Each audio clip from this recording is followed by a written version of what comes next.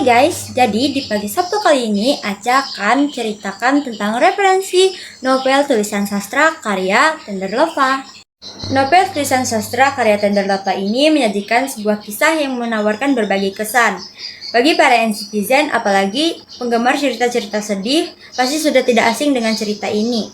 Mulai dari kemunculannya versi Wattpad, versi cetak, banyak para penggemar mengaku bahwa terhanyut dalam kisahnya. Buku yang berjudul Tulisan Sastra menceritakan tentang lika-liku kehidupan seorang Andika Sastra Gautama atau yang dipanggil Sastra, mulai dari keluarga, impian, hingga kisah asmaranya. Sastra merupakan anak tengah dari keluarga Suyadi.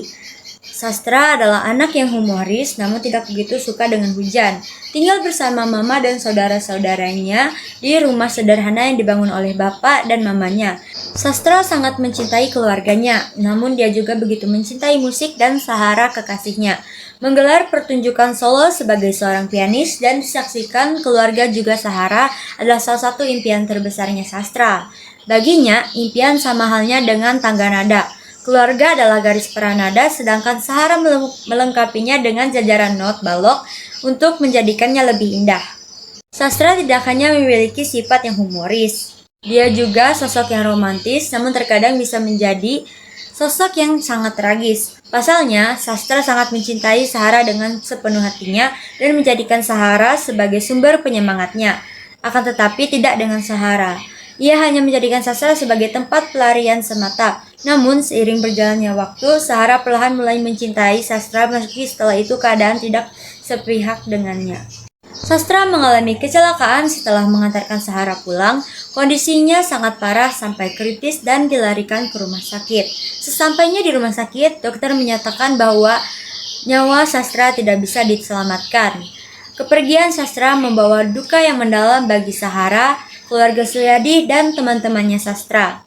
Sahara mengira mungkin ini adalah karma baginya yang harus ditanggung karena telah menyia-nyiakan Sastra, orang yang tulus mencintainya dalam selama hidupnya. Nah, saatnya kita membahas tentang kekurangan dari novel tulisan sastra ini.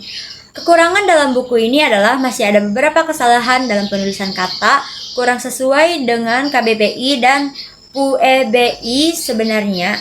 Secara keseluruhan tidak terlalu mengganggu alur cerita sehingga pesan dan kesan yang ingin disampaikan penulis kepada pembaca bisa dicerna dengan mudah.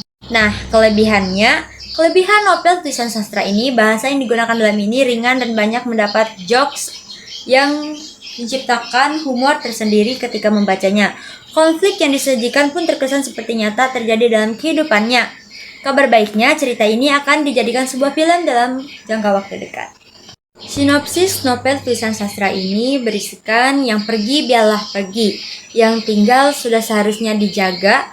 Kalau nggak ada yang abadi dalam bahagia, berarti nggak ada yang abadi juga dalam sedih.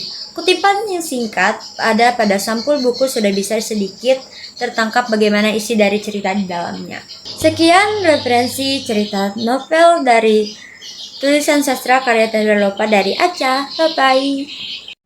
Sebelumnya mohon maaf kalau ada salah kata atau salah pengucapan dan cara pembawaannya masih kurang lancar.